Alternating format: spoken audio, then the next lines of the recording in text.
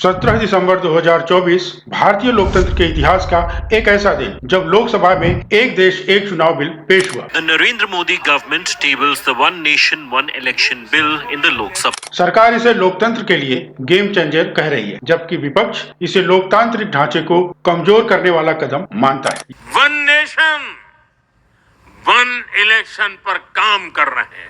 आज देश का दुर्भाग्य है, जितने चुनाव उतनी मतदाता सूची। It's one of the BJP's distraction. ये कॉन्स्टिट्यूशन के खिलाफ है।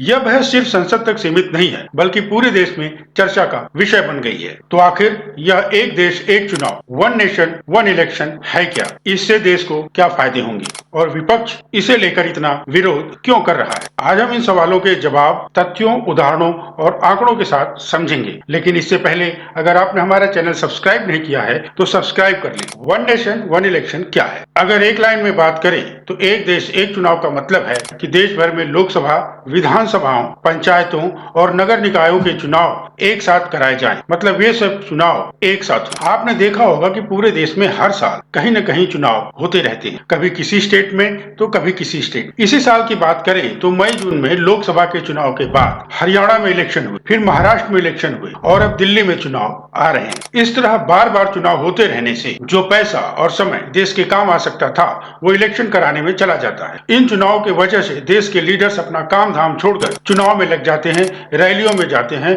और लोगों को अपनी पार्टी को वोट देने के लिए कन्विंस करने में लगे रहते हैं। ऐसे में जो समय देश के काम में लगा सकते थे वो इन्हीं सब में चला जाता है। फिर जब भी इलेक्शन होते हैं इनमें गवर्नमेंट ऑफिसर्स की ड्यूटी लगती है, जैसे टीचर्स की इलेक्शन ड्यूटी लग जाती है। अब ये ड्यूटी सिर्फ एक दिन की नहीं होती, इनमें इनके कई दिन वेस्ट हो जाते हैं। अब ये टीचर्स जो समय बच्चों को पढ़ाने में लगाते वो इलेक्शन ड्यूटी में वेस्ट हो जाता है। ये तो बात हुई समय और ह्यूमन रिसोर्स की बर्बादी की। अब बात करते हैं पैसे की बर्बादी। तो जब भी इलेक्शन होता है लाखों करोड़ों रुपए खर्च हो जाते हैं। हमारे देश में चुनाव पर बहुत ही ज्यादा खर्च किया जाता है। एक आंकड़े के अनुसार अभी 2024 के चुनाव में लगभग 1,35,000 करोड़ रुपए खर्च किए गए और पार्टीज, मेंबर्स और अलग अलग तरीके से इतना खर्च हुआ कि अगर प्रति वोट खर्च निकालें तो लगभग 1400 रुपया माना जा रहा है। अब जितनी बार चुनाव होगा उतनी बार इन पार्टियों और उनके मेंबर्स को पैसा खर्च करना पड़ता है। और यही नहीं, चुनाव के लिए फोर्सेस की ड्यूटी लगती है और जनरली आर्म फोर्सेस की ड्यूटी लगती है। ऐसे में इन लोगों को एक जगह से दूसरे जगह मोबिलाइजेशन में काफी ईंधन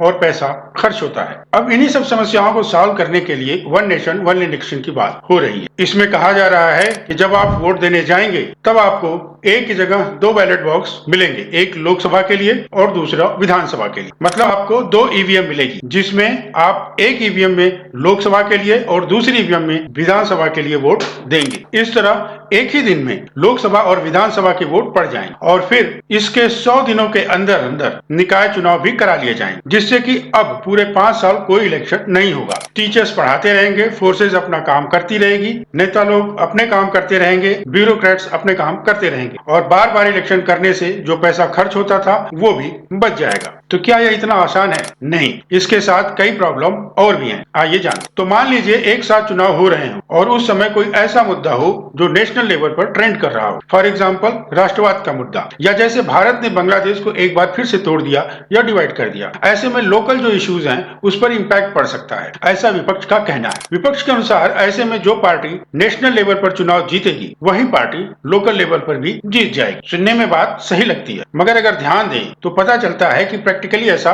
होता नहीं है। हमारे देश के वोटर बहुत जागरूक हैं। उदाहरण के लिए अगर देखें तो 2019 में हमारे फोर्सेज ने पाकिस्तान में एयर स्ट्राइक करी और मिलिटेंट के कई कैंप तहस नहस कर दिए और राष्ट्रवाद का मुद्दा पूरे देश में हावी हो गया और बीजेपी ने अब तक की सबसे बड़ी जीत हासिल की। 303 सीटों के साथ सबसे बड़ी पार्टी बीजेपी बनी। पर आपको याद होगा उसी समय उड़ीसा और आंध्र प्रदेश में भी चुनाव हुए थे और दोनों जगह बीजेपी को हार का सामना करना पड़ा था। इसी तरह अगर 2024 के चुनाव की बात करें तो इस बार बीजेपी को बड़ा झटका लगा। बीजेपी 240 के आसपास ही रह गई, पर इस बार ओडिशा में प्रचंड जीत मिली और आंध्र प्रदेश में बीजेपी गठबंधन में सरकार में शामिल है। तो अगर नेशनल मुद्दे लोकल मुद्दों पर असर डालते तो ऐसा नहीं होता। तो ऐसा कहना कि वोटर्स बेवकूफ हैं या उन्हें बेवकूफ समझना बिल्कुल ही गलत बात। आज का वोटर कहीं ज्यादा समझदार और जागरूक है। सोशल मीडिया के जमाने में वोटर्स अवेयर रहते हैं। अब बात करते हैं खर्चों की। तो एक आंकड़े के अनुसार 2020 में यूएस के चुनाव में 1,20,000 करोड़ रुपए का खर्च आया था, लेकिन 2024 के भारत के चुनाव में 1,35,000 करोड़ का खर्च आया था। इन जिन खर्चों को वन नेशन वन इलेक्शन से सॉल्व किया जा सकता है और लोगों का काफी समय भी बचाया जा सकता है। लेकिन इसके साथ ही ये भी पूछा जा रहा है कि कब से वन नेशन वन इलेक्शन लागू किया जाएगा। तो बीजेपी का कहना है कि 2034 से लागू किया जाएगा। 2034 में जो भी चुनाव होंगे वो एक साथ। लेकिन इसके साथ कुछ समस्याएं आती, जैसे कि मान ले किसी स्टेट में, सपोज कर्नाटक या उत्तर प्रदेश या किसी और स्टेट में सरकार किसी भी कारण से अपना कार्यकाल पूरा नहीं कर पाई और बीच में सरकार गिर गई, तो क्या होगा। ऐसे में इसका सोल्यूशन निकालते हुए बताया गया कि वहां पर दोबारा चुनाव होंगे, लेकिन अब वहां जो भी सरकार बनेगी वो बचे हुए समय के लिए ही बनेगी। मतलब अगर कोई सरकार 2 साल के बाद गिर जाती है तो बाकी बचे 3 साल के लिए ही वो सरकार बन पाएगी। इसके बाद फिर सारे चुनाव एक साथ करा लिए जाए। मतलब कुछ भी हो, हर बार सिस्टम रीसेट हो जाएगा और सबका चुनाव एक साथ ही होगा। अब 2034 से सब चुनाव एक साथ कराने पर एक प्रश्न और सामने आया कि मान लीजिए किसी प्रदेश सरकार के 1 या 2 साल बचे हों, तो ऐसे में क्या होगा। इसका सोल्यूशन बताया गया कि इस बार बचा हुआ समय खत्म कर दिया जाएगा और सबका चुनाव एक साथ कर दिया जाएगा। और अगर किसी स्टेट के गवर्नमेंट का समय 1-2 साल पहले ही खत्म हो रहा है तो ऐसे में उस स्टेट को इस बार 1 या 2 साल के लिए एक्सटेंशन दे दिया जाएगा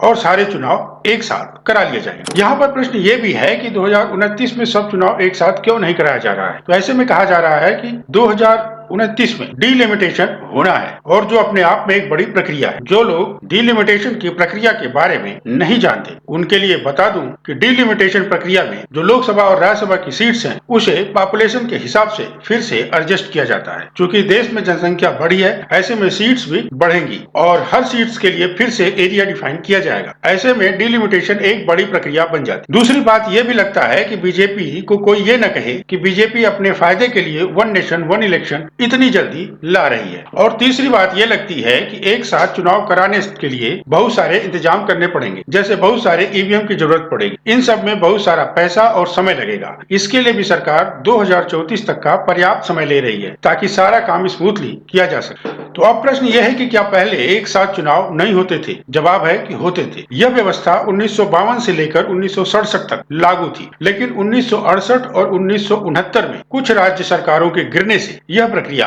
बाधित हो। तब से भारत में हर साल कहीं न कहीं चुनाव होते रहते। अब जो लोग ये कहते हैं कि वोटर्स कंफ्यूज होते हैं, तो उस समय भी जब कांग्रेस का बोलबाला था, कुछ स्टेट में कांग्रेस को हार का सामना करना पड़ता था। 67 में देश में लगभग 8 ऐसे प्रदेश थे जहां कांग्रेस को हार का सामना करना पड़ा था। तमिलनाडु में डीएमके की सरकार आई और 67 तक सभी चुनाव एक साथ हुआ करते और उस समय तो साक्षरता भी बहुत कम हुआ करती। आज के दौर में लोग ज्यादा साक्षर हैं और ज्यादा जागरूक भी हैं। तो ये कहना कि लोग कंफ्यूज हो जाएंगे बात समझ में नहीं आती। कुछ पार्टियां तो वन नेशन वन इलेक्शन को असंवैधानिक बता रही, तो उनसे पूछना चाहिए कि क्या 1952 से लेकर 1967 तक जो भी चुनाव हुए वो असंवैधानिक थे। जब लोकसभा में यह बिल इंट्रोड्यूस हुआ तो इसका काफी विरोध होने लगा। ऐसे में वोटिंग कराने का फैसला लिया गया और जब वोटिंग कराई गई तो इस बिल के सपोर्ट में 269 वोट पड़े, जबकि अगेंस्ट में 198 वोट पड़े। अब कई नेता ये कह रहे हैं कि इस तरह के बिल के लिए 2/3 मेजोरिटी चाहिए होगी। सिंपल मेजोरिटी से आप इस बिल को इंट्रोड्यूस नहीं कर सकते। मगर सच तो यह है कि इस बिल को पास करने के लिए 2/3 मेजोरिटी चाहिए, न कि इंट्रोड्यूस करने के लिए। हाँ, ये बात सही है कि बीजेपी के पास इस बिल को पास करने के लिए पूरे नंबर नहीं है। ऐसे में यह बिल कैसे पास होगा ये देखना। वैसे इस बिल से लोकल पार्टीज को काफी फायदा हो सकता है, जैसे कि बार बार चुनाव होने से बार बार होने वाले खर्चे से लोकल पार्टियां बच सकती हैं, जो कि लोकल पार्टीज के लिए एक बहुत बड़ा